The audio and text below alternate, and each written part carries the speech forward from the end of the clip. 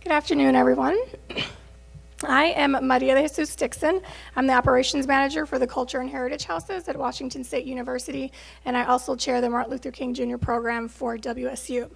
So welcome to the Center for Civic Engagement's Public Square discussion on a new era of social activism. And so I would like, again, to also welcome, our WSU Global students who are also online and watching this as well live.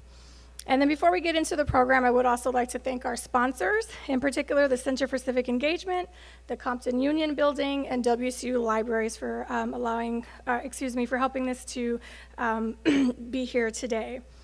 Also, I want to let you know about some upcoming events in regards to the MLK program. Tonight, we do have the Mountaintop Play at 7:30 in Daggy Hall, and it is free for students. You just have to pick your ticket up at the Beasley Coliseum. And then on Thursday, we do have Sean King, who will be on campus, and he will be speaking at 3 p.m. at the Foley Institute, and then again at 7 p.m. in the Cub Senior Ballroom that evening. And so with that, I would like to introduce our panelists. First, we have Gregor Cart, who is a doctoral student in the Counseling Psychology program. By Greg, we have Brenda Rodriguez Lopez, who is an undergraduate student majoring in Spanish and Women's Studies. And then Jeff hasn't quite made it in yet, but when he gets here, he can just come up. And then we also have at the end there, Dr. David Leonard, who is a professor in the Department of Critical Culture, Gender and Race Studies. So the framework for the public square is that the mission is to involve the campus community in civil discussion on critical issues and to promote public discourse as a key component of democracy. So audience members, you will have an opportunity to ask questions. And as a reminder, we do ask that to keep all dialogue civil. And so we can please give your attention to the panelists at this time and put away your phone or silence your phone. And actually, I'll just pause for a minute and let Jeff come up here.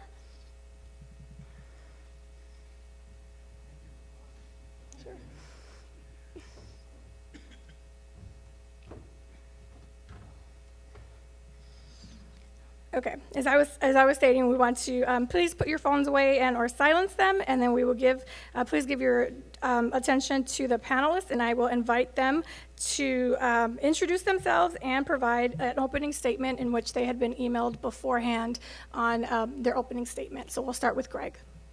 Hello, everyone. Can you all hear me okay? My name is Gregor Cart. I serve as the WSU chapter president of the Society of Indian Psychologists. I'm a descendant of the Eastern Band of Cherokee and a proud student of the Counseling Psychology program here at WSU.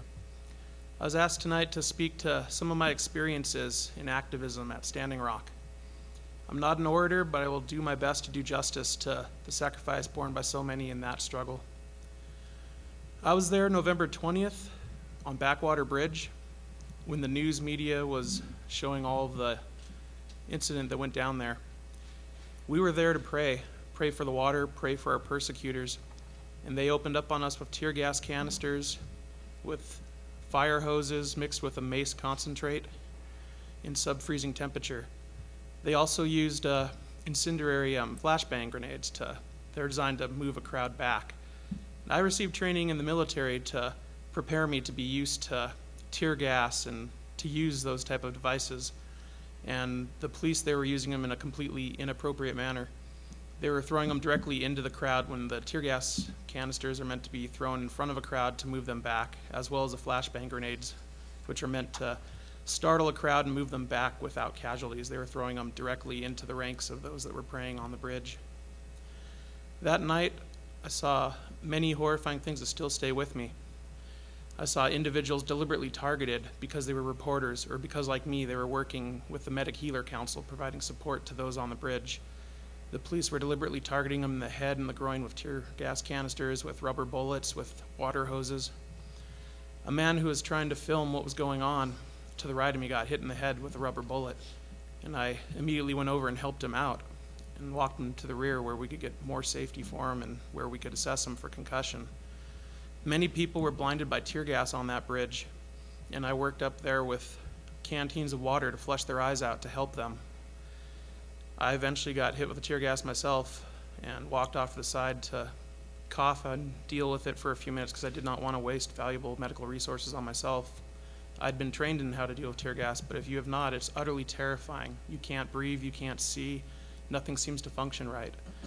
All of those tactics are designed to intimidate people, to make it to where you don't want to stand up for what's right. But if you have a social cause, if you have social justice in your heart and you know the cause is right, you should not be afraid to stand up. Everyone looks at this type of activism and says, this is activism, protests, riots. And I'm here to say, while that is a form of activism, that is not the main form. The opening statement, I was asked to address two questions. One was what social activism looks like, and I'll address that right now. For every one incident that made the news, there are 40 or 50 days of peace in that camp. What activism looks like is people going around to tent in a blizzard in negative 30-degree weather, checking on their fellow community members to see if they're okay. What activism looks like is someone who's willing to stay up till 3 or 4 in the morning, scrubbing pots and pans to ensure that their fellow community members have a sanitary place to eat and be fed. It looks like prayer for those on the front lines, prayer for our persecutors. It's a million different interactions in how we talk with our fellow community members, our neighbors, our friends, those that are opposed to us. That's what activism is. And so when I was there, there's a sign at the kitchen, Winona's kitchen. It says, everyone wants to start a revolution, but no one wants to do the dishes. I'm here to tell you, activism, true activism, is doing the dishes, and we should not be afraid to do that. Another question I was asked to address, actually, that's later. Okay, I've said my piece. Thanks, Greg. Yeah, let's give Greg a round. Okay, and then we'll move on to Brenda Rodriguez-Lopez. Hello. So hi, everyone. My name is Brenda Rodriguez-Lopez. I am an undocumented student here at Washington State University. I am a communications for Crimson Group, the undocumented support group on campus, and I am a representative for MECHA as well. So I am currently an activist in the immigration rights movement, more specifically in getting the DREAM Act passed by this upcoming Friday. I have been involved in local, state, and national organizations. At a local state, I do a lot of work with Crimson Group. We do a lot of education, a lot of forums, a lot of advocating with our local representatives. And at a state level, I go to and speak with representatives. I have met with Representative Dan Uhas from Tri-Cities. I go and I realize that I am able-bodied, so I have the privilege to go to the streets and rally, protest, march. I share my story. I represent not just the 3 million people that will benefit from the DREAM Act, but the 11 million people that are undocumented here in this country. I was just recently in Washington, D.C. during our winter break. I was there for an entire week, and during that week, I was going every day to the House of Representatives, to the Senate, and we were shutting down offices. We were in those buildings causing a disruption to symbolize the disruption that happens in the lives in my family. I spoke with members of Congress. Again, I shared my story. I urged them to pass the DREAM Act and why the DREAM Act matters to me. I participated in rallies, in sit-ins, in die-ins. We shut down the tunnel where Congress walks to go vote. We shut down the Senate's cafeteria.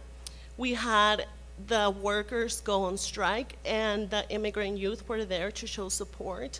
Most of them were people of color, were undocumented folks, were people that don't even speak the language, and all they could do was grab their pots and pans and rally with us. Social activism to me is kind of the face of the movement, because when we think about activism, we think about, as Greg mentioned, starting a revolution. But there are many pillars that make that happen. So I am not just an activist, but I am an organizer. I bring people together. I create presentations. I educate my community.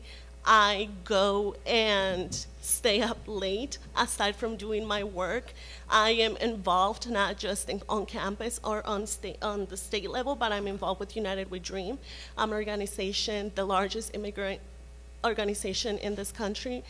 And something that I really liked about Greg that I think that really highlights is that, as he mentioned, no one likes to wash the dishes. No one likes to do the dirty work, right? No one likes to do the preparation. Everybody just wants to show up with a sign and take over the streets. And while that is a great opportunity, I challenge all of you to start becoming organizers, to advocate, to use whatever your strengths are, whether that is speaking, public speaking, whether that is phenomenal like PowerPoint presentations, whether you're a good writer, whether you can sit with someone in power and you can have a conversation.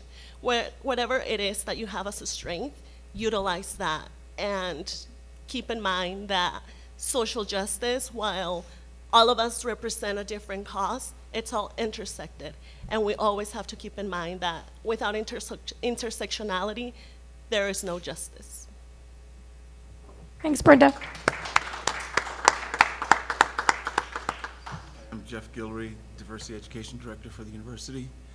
I've been at this quite a while, about 25 years. So I've seen the program evolve for various reasons as demographics change, causes change, reasons for doing this work changes as well. I've been fortunate enough to see several generations go, a couple of generations go through this university, and I find that students are really complex. Every year they bring in their own sort of language, if you will, and experiences. Their frame of reference is different than the class before them.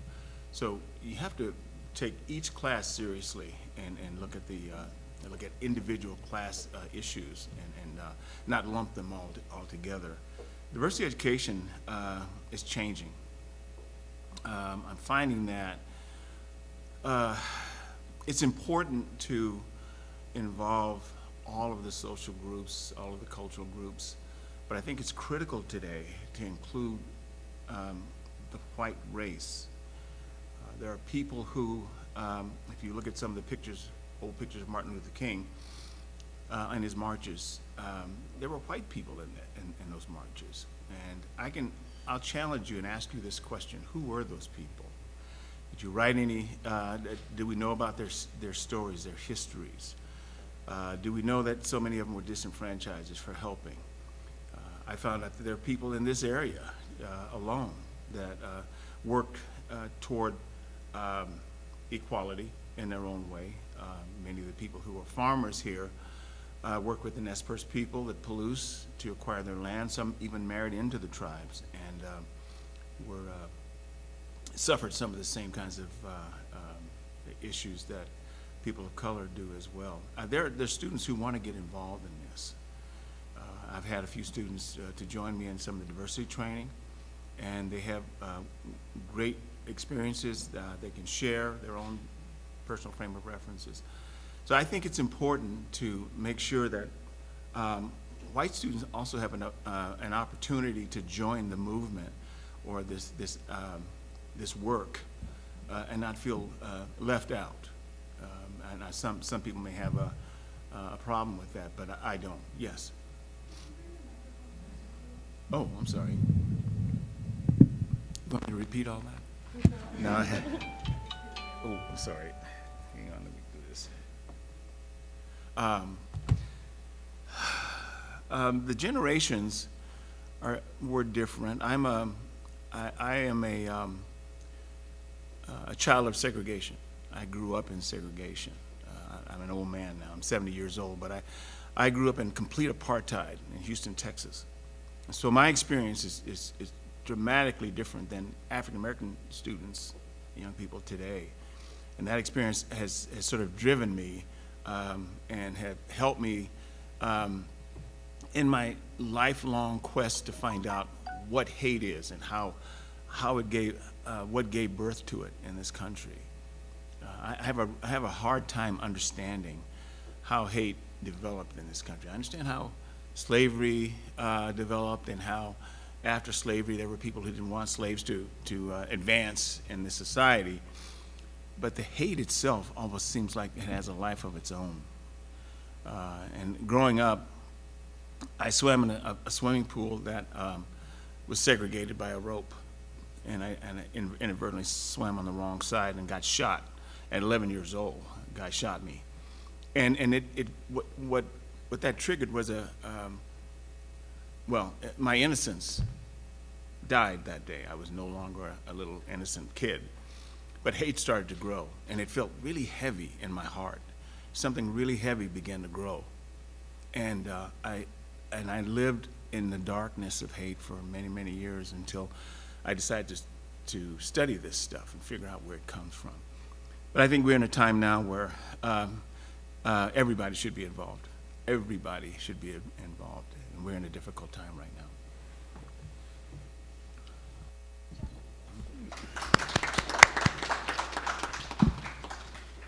So the question of what is activism is a really fascinating one.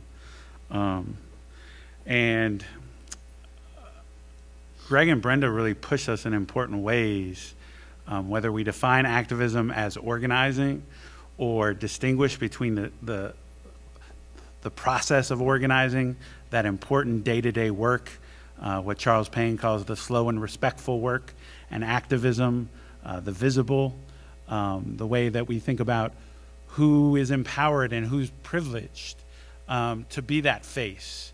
You know, the notion of who's going to do the dishes, who's exempted from doing the dishes, who gets a place at the rostrum, who's because of racism, because of sexism, because of homophobia, who is empowered. Those are all questions that we have to ask in terms of that discussion of activism and organizing. And on one day after King's birthday, I hope we're thinking about not only how we continue to misremember Dr. King, not only in terms of his own beliefs, stripping away his beliefs on militarism, on affirmative action, on reparations, on racial justice struggle, but also King as an organizer, as someone who went door to door. And at the same time, not only do we erase King as an organizer, but we erase so many others, whether it be someone like Ella Baker, someone like John Lewis, someone like Fannie Lou Hamer, and countless other individuals whose names we might not know. These are the people who did that day-to-day work. I always think about activism through this lens of organizing, and think of this story of two SNCC activists who were sent to Albany, Georgia, before Dr. King. For those who know the history of Albany, the Albany movement in the early 1960s, it was a failed movement. It wasn't, it's not cited in the books as a successful movement in terms of how it brought down the walls of segregation, but a failure. But when SNCC organizers were sent, they were like, well, wait, we're college students. You can't just show up in Albany, Georgia, surrounded by the realities of terror, of violence, of Jim Crow, and say, well, we're here to organize. Would you like to register to vote? They're like, how do we do that? And I believe it was Bob Moses told them, get a basketball and just go bounce it. Bounce that basketball in the center of town. And one of two things will happen. That ball will hit a rock and will roll under someone's house, and then you'll have to go and knock on that door. And you will start a conversation. You will build relationships. You will build trust. You will organize and activate change. The other thing that will happen is someone will come and be like, what are you doing just bouncing a basketball? There's a hoop over there. Let's go play. And then that 2 people will become 4 people. That 4 people will become 6 people. That is organizing. But that is often not what's seen. We see the result of organizing. We see the end result, sadly, of organizing that becomes violence in the response to those protests. But but organizing takes on many different forms. And so when I also think about activism today, I see the continuity of activism and organizing across generations. So that when I hear discussions about organizing on this campus, or I see it, it's the same history. Yes, there are differences in terms of the technology and social media, but we're still seeing students on the ground organizing, developing communities of change, seeing the connective tissue between different communities and different issues. We still see, as we did in the 1960s, movements being led by women, today being led by women.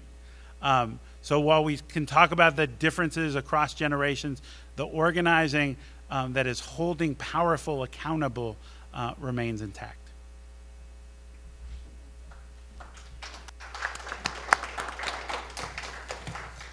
Thanks, Dr. Leonard.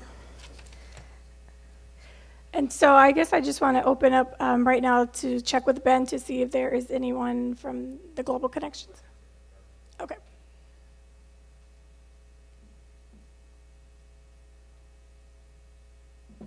Okay. All right, so we will open it up for questions. So if anybody has any questions, please raise your hand, and Ben will come with the microphone so that we can hear you.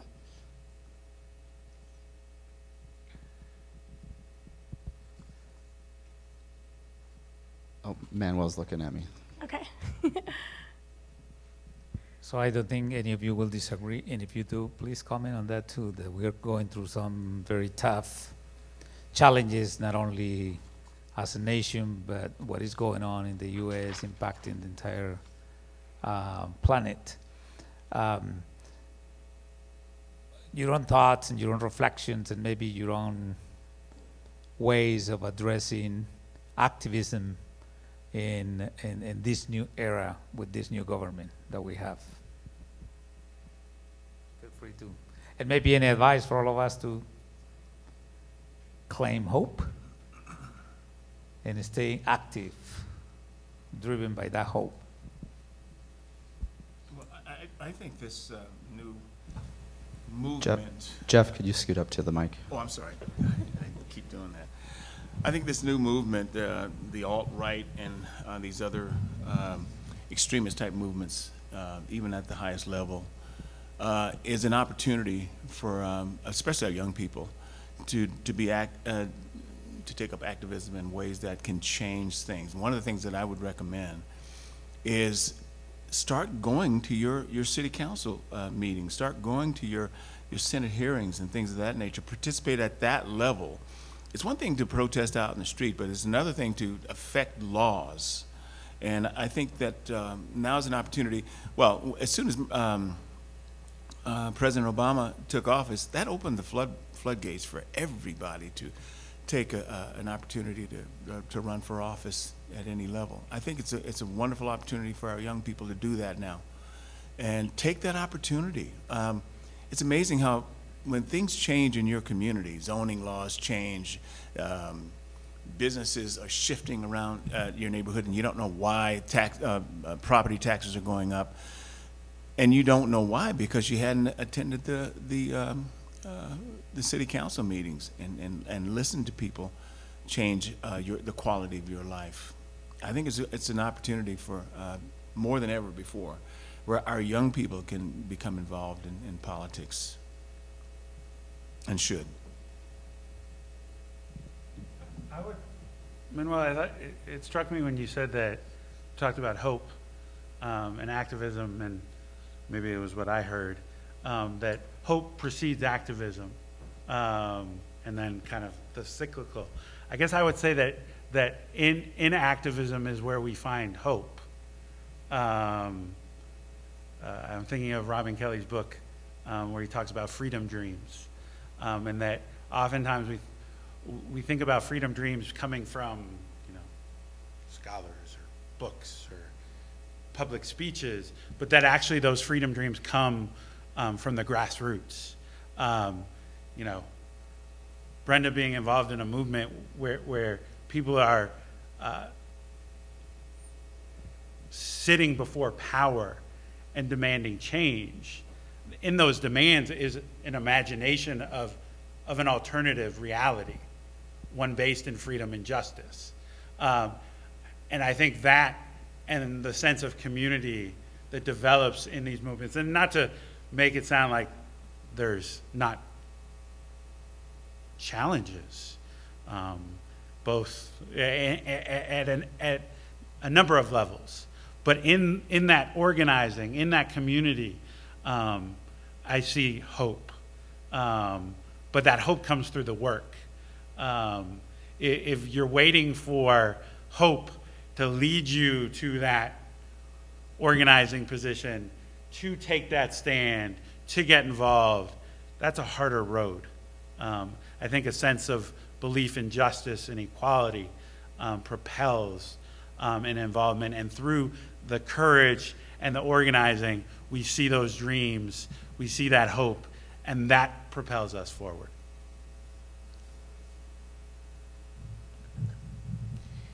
So something that I keep hearing a lot, and that you mentioned as well, was that this new era, like the political climate that we're in, what can we do? And something that I have discovered is, and I've known all along, that there is nothing new to the issues that we're facing today. Discrimination, racism, xenophobia, sexism has always existed in our communities. We now have the face. We now have a name and a last name that we can point to and say, you, the president, are a racist. So this is nothing new. However, because we now have all these other tools like social media, cell phones, communication, it is easier for us to bring visibility. And I've learned through organizing that the communities that are most affected, they know this. There is nothing that I can go to, that I can't go to a presentation to my parents, to my community, and there's nothing in that presentation that they don't already know. So this is where activism and organizing, more specifically, comes into place, because people know what is wrong, people know what needs to change, even outside of a campus. They just don't have sometimes the tools to bring those, to bring that vision into action. And activism is a lifetime commitment. It's not something that you just switch, that you can turn it off.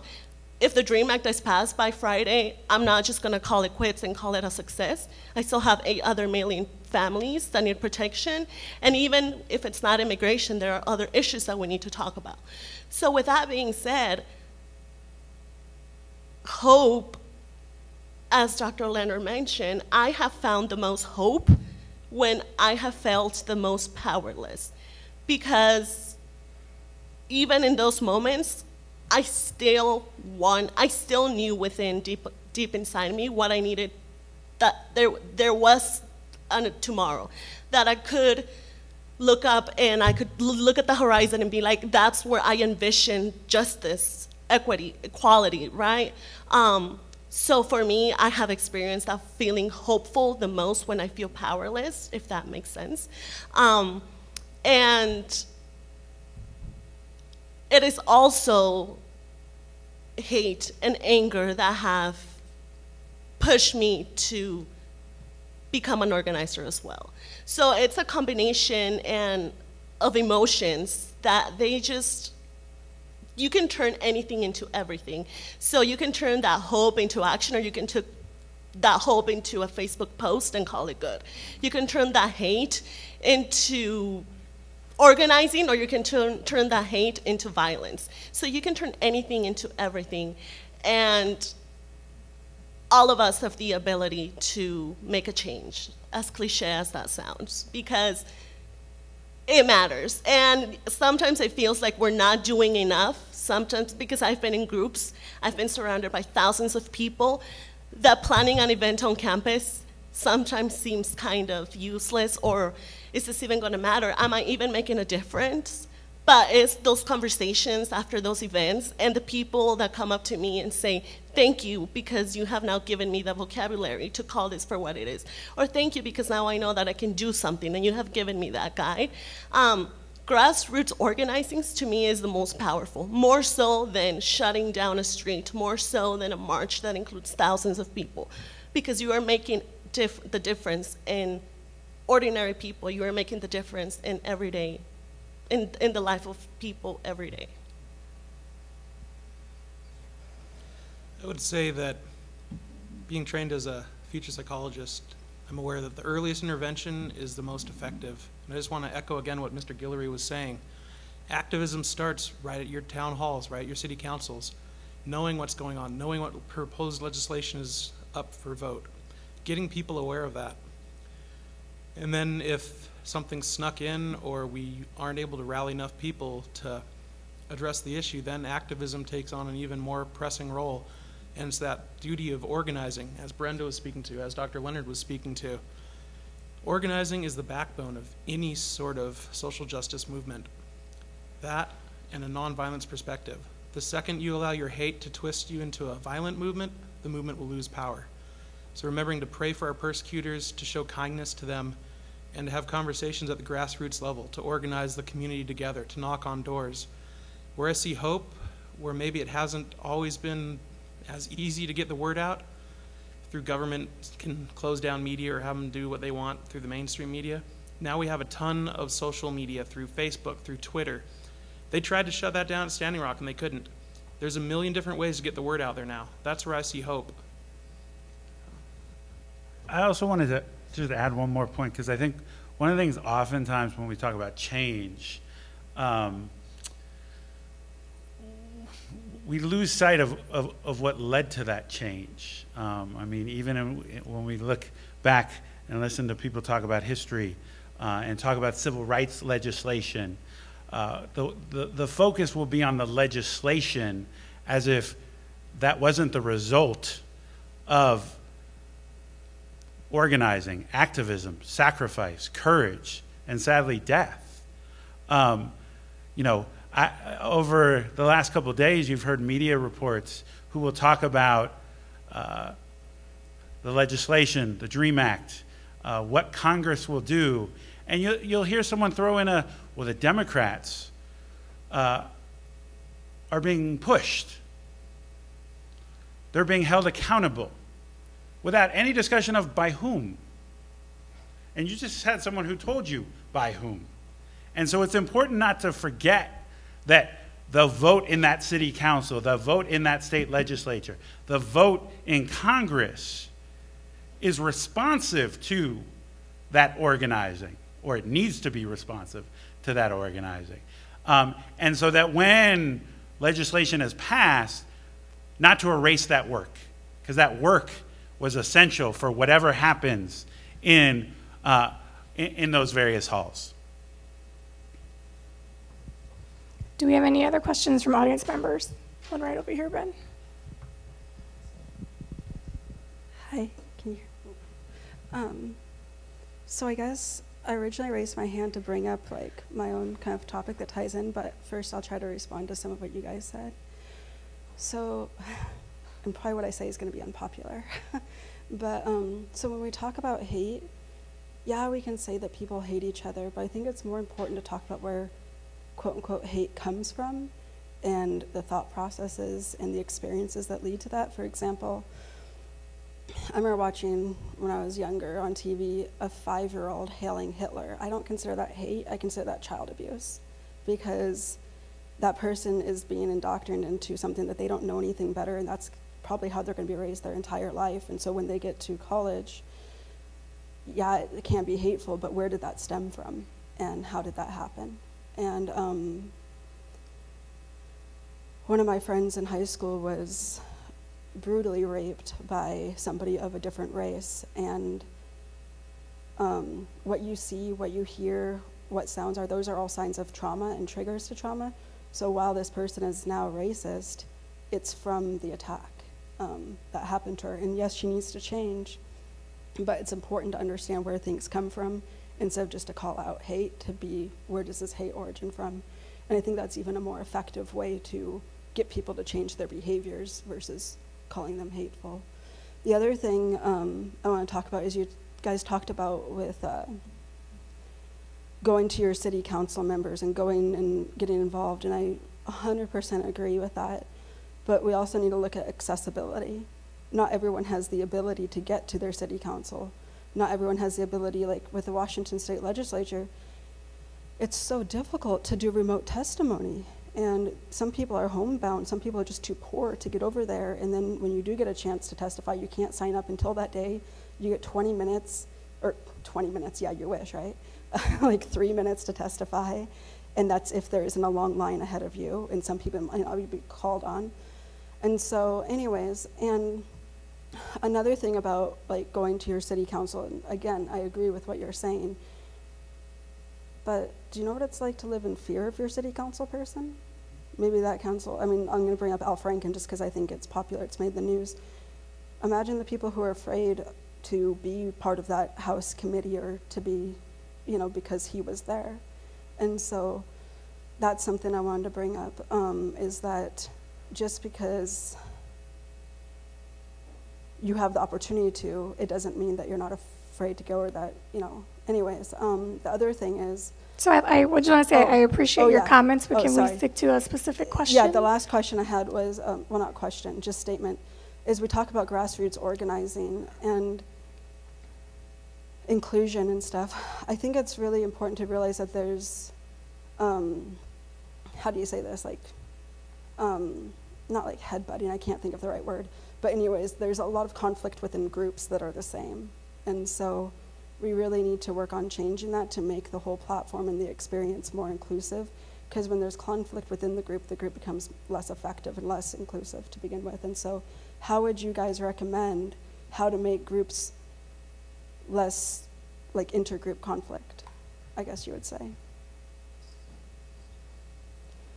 Be more inclusive and be more understanding. And how would you set up, like what would the meeting look like? How would you set up something for that, for inclusion within intergroup conflict?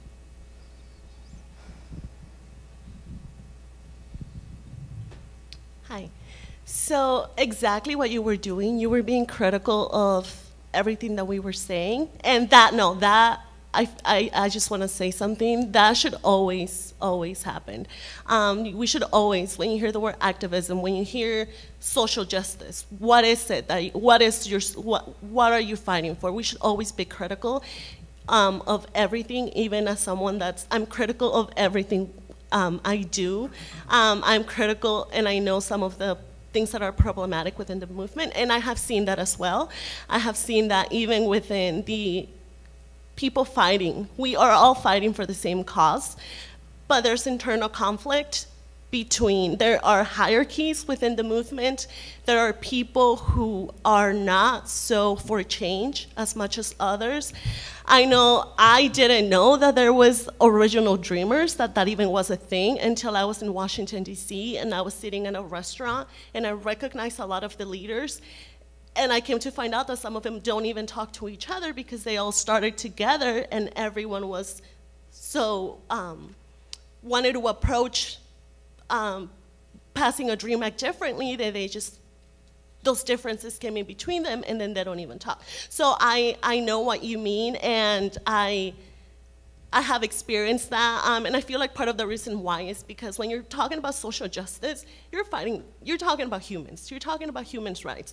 So it's impossible for people not to be protective, to be intense, because I am an intense person when it comes to what I do. Sitting at a table, we have a lot of conversations, and this is our life, right? So I feel like that is part of the reason why there is that internal conflict. And the best way that we have approached that, I know that in Crimson Group, has been by having new people come into leadership. So not having, like, we have this chant, like step up and step down. Know when to step down. Know when to allow new people to come in. By having officers every year, by having an advisor that has been there for the longest and that knows the movement from the beginning to end, but also allowing new people to come in, to bring the new perspective so we don't get caught up in the same narrative, so that we don't become blindsided by our own good intentions. So I know that has been effective in our group, and I know that that's how we've been able to move forward and to become public and to allow other people to come into our circle, not just as undocumented folks, but also as allies.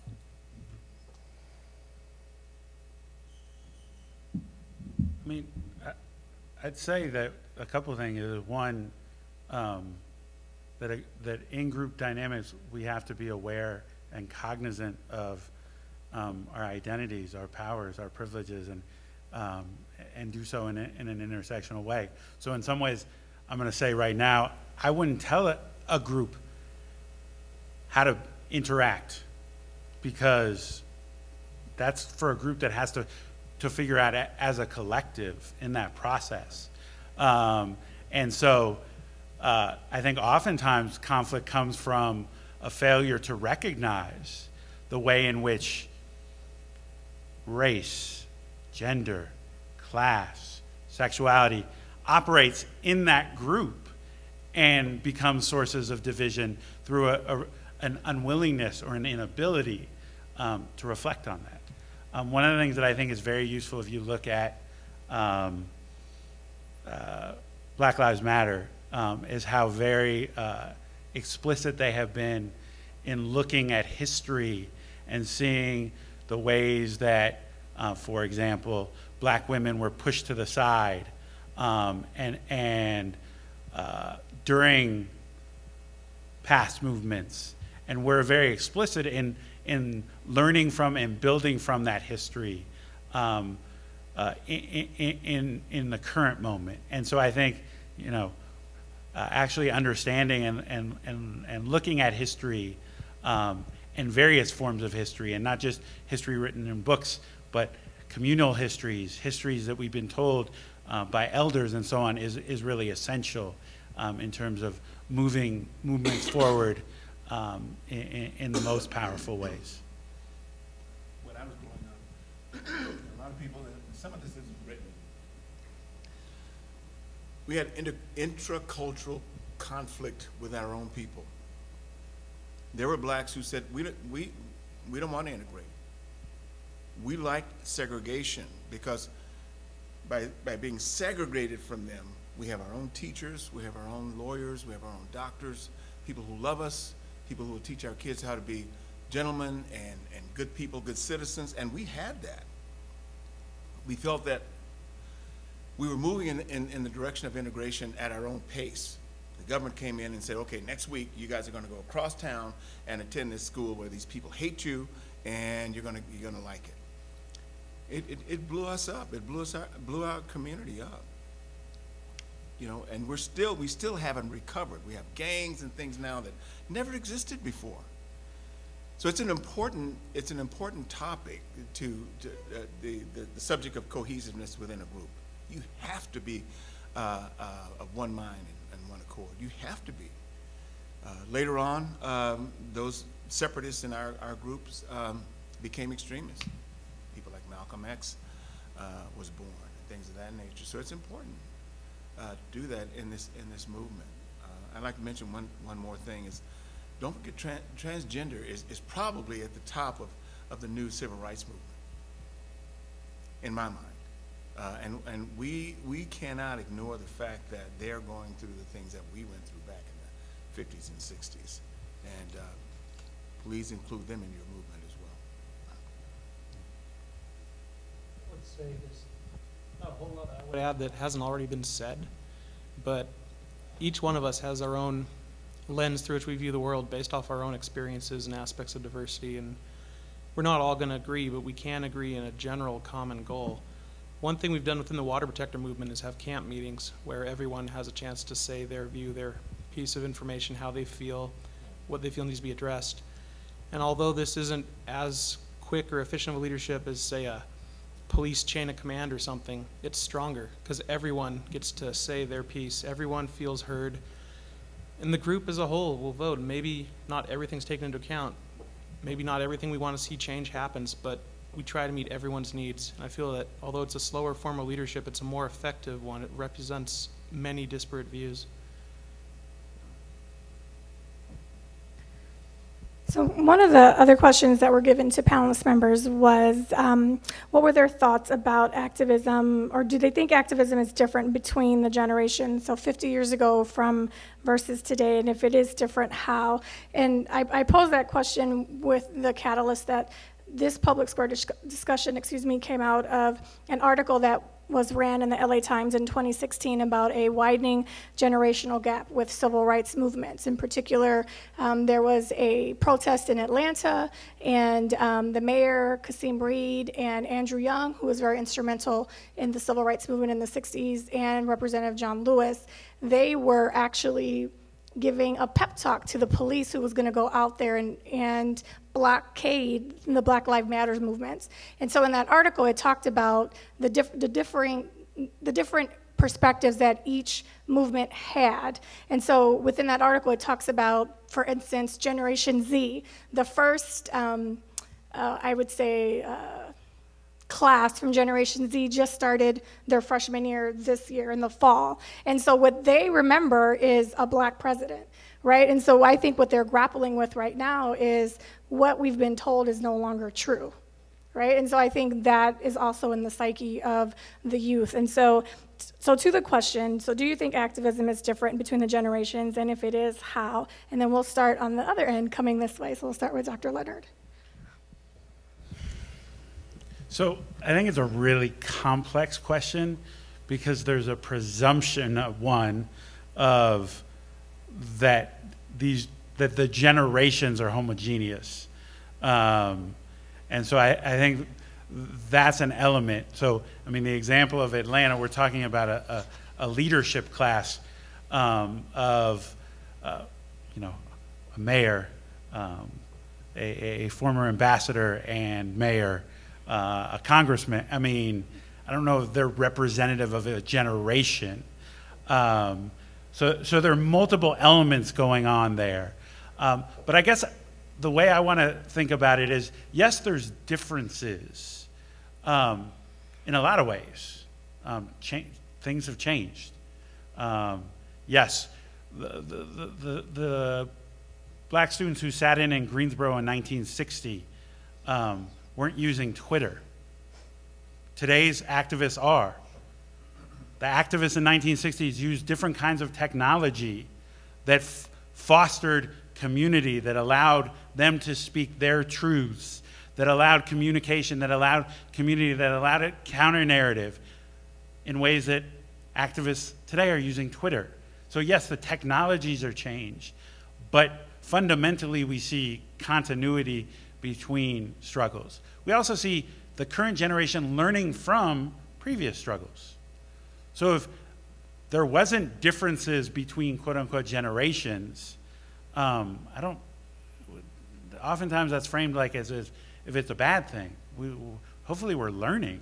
Hopefully we're growing as movements. And then lastly, oftentimes this question presumes that this is something new. And new, again, if we look at the civil rights movement, there were conflicts between generations, although it wasn't simply like the younger generation and the older generation. You looked at conflicts between the John Lewises, the college students, Diane Nash, college student, and her parents' generation. But if you looked at her grandparents' generation, those who had come back from World War II and were organizing, it wasn't simply this, each generation gets quote unquote more radical or more progressive, these kind of very linear narratives. And I think those are the things that we have to question. We have to look at the way that there's cross-generational work happening, and not play into these simple narratives of, well, this generation did it this way and this generation is doing it this way. Each generation is writing its own, its history in shared ways and in new ways. Johnetta Cole was the first African-American woman to be the president of Spelman College. Can you come up to the mic, Jeff, please? I'm sorry, I always do that. Anyway, Johnetta Cole was an anthropologist, WSU anthropologist in 1968. and she became the first African-American woman who was the president of Spelman College.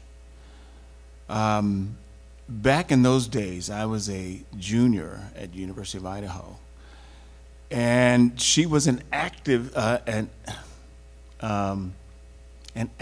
faculty member. We had a lot of activist faculty members in those days, which is different from today. And these folks spoke out, they walked with the students and demonstrated. Nicole got a bunch of us together. There was only like 10 of us, 10 of blacks at the University of Idaho in those days.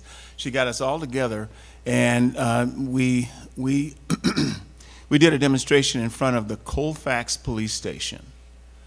They had picked up this African-American student who was supposedly ran a red light and didn't have a license, and they were going to throw him in jail.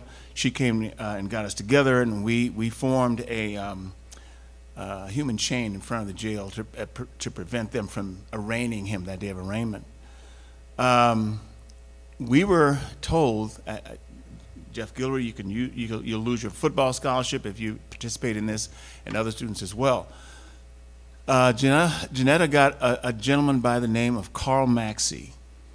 He was a black attorney in those days, a very powerful attorney, very reputable, from Spokane. And he came, he did some sort of writ of habeas corpus, and anyway, he stopped it. That generation is not unlike this generation. And the similarity is this. These were young people. These weren't adults. And if you look at civil rights or civil rights movement in the past, yes, Martin Luther King and those guys were symbolic of the movement. But the ones who got thrown in jail were 12, 13, 14, and 15-year-olds by the hundreds. They overwhelmed the jails, so the cities had to spend too much money to keep them there, so they let them go.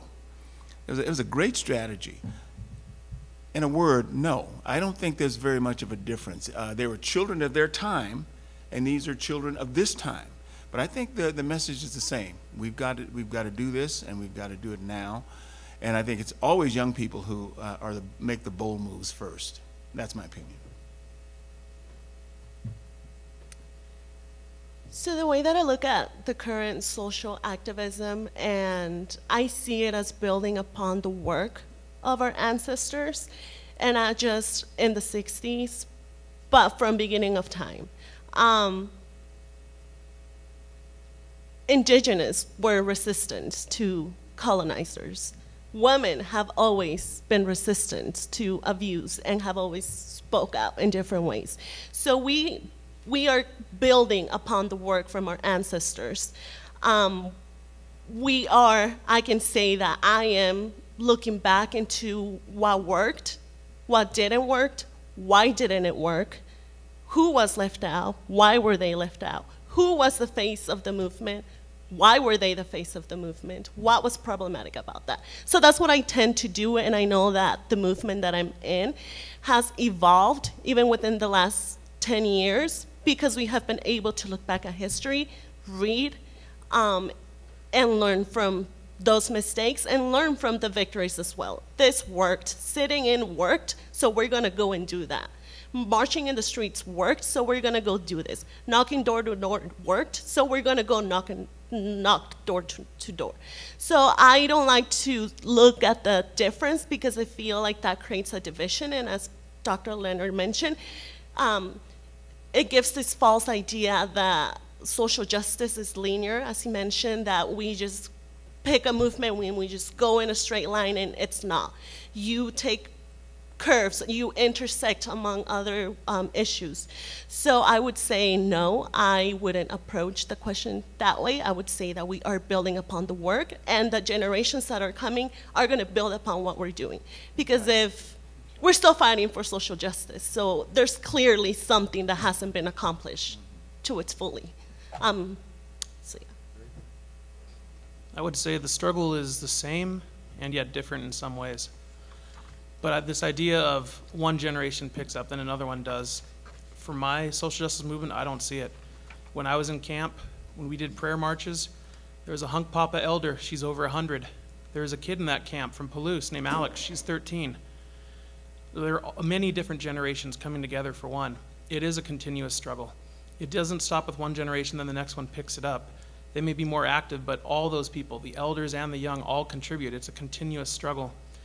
An organization, it's the same. It's always the backbone, but it's different too. Back 20, 30 years ago, it was knocking on doors. It can still look like that today, but also looks like someone who goes on Twitter or Snapchat or Instagram and mentions something about the cause. So it's the same, but it's different. And hope is there in that we can reach out to people all across the nation. Every one of us has that power through social media. In the past, you'd have flashpoints, whether it be Albany or Atlanta or wherever it was. It's everywhere today. Standing Rock was one action, one continuous action at Standing Rock. There are spread across thousands of miles in this country now, different water protector camps, different water protector movements. And everyone who takes part in that is just as much a part of that, whether it's you talked to a neighbor, whether you Twittered somebody, whether you stood at the bank and urged people to divest from financial institutions. That aspect, to my knowledge, is new, but there's always innovative technology. All the movements at any given point in time have used the assets and the new technology available to them, and this generation is no different than that. So whether people prayed for the water, prayed for water protectors, whether they urged people to divest, whether they tweeted their opinions on social media, all of those actions make someone just as much a part of this movement as those that stood on Backwater Bridge with me November 20th. So it is the same, and yet it is different at the same time. I'd also put a tail on that and say our adversaries are basically the same now as well. Back in the 60s, we had Bull Connor and George Wallace. Today we have Donald Trump and I can't think of the police officer from Arizona. Arpaio? Sheriff Arpaio. Mm-hmm. Same thing, same mentality. And so the tactics for overcoming these kinds of oppression movements is the same. You know, overwhelm them with knowledge and resistance. And the young lady talked about fear. Be afraid, but don't let it stop you. There's nothing wrong with being afraid in this movement. I think if you weren't fearful, you wouldn't be as alert to deal with some of this stuff. But not much has changed. There's a resurgence of the 60s. That's at least how I feel. And so we have to face it in that same manner.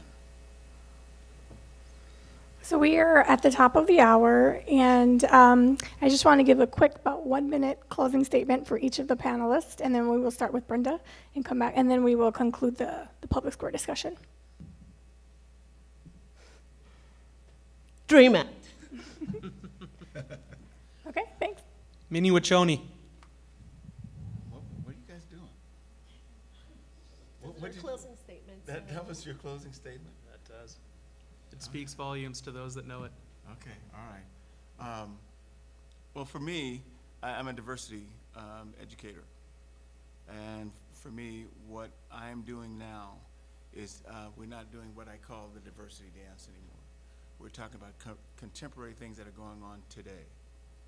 Imagine being in my class and someone asks you to put yourself in a faculty member's position, let's say Dr. Leonard's position. He goes to class and he sets up his lecture for the day, and one of the students come into the classroom with a t-shirt on that has a swastika on it. What are you going to do about that? It's protected speech. Now what? That's what's going on today, and that's what we're doing in diversity education training now.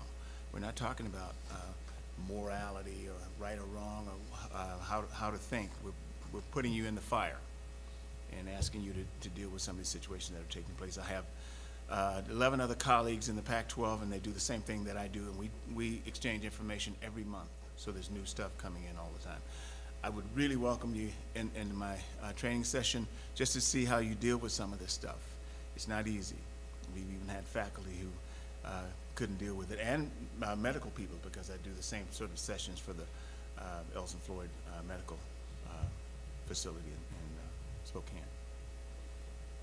So I guess go back to the original question of what is activism, and I think it's important to remember that activism, that the heroes and the role models and the organizers that we should look to aren't just in our history books.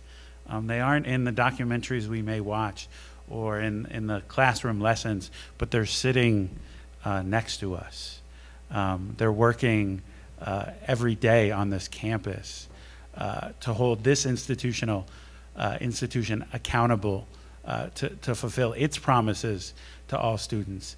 And so, you know, we can talk about and look to the past for those models, for those sources of hope, but we can also look at the many students here and elsewhere who are demanding change before our very eyes. All right, so please join me in thanking our panelists for today, and I thank you, audience members, for being with us this hour.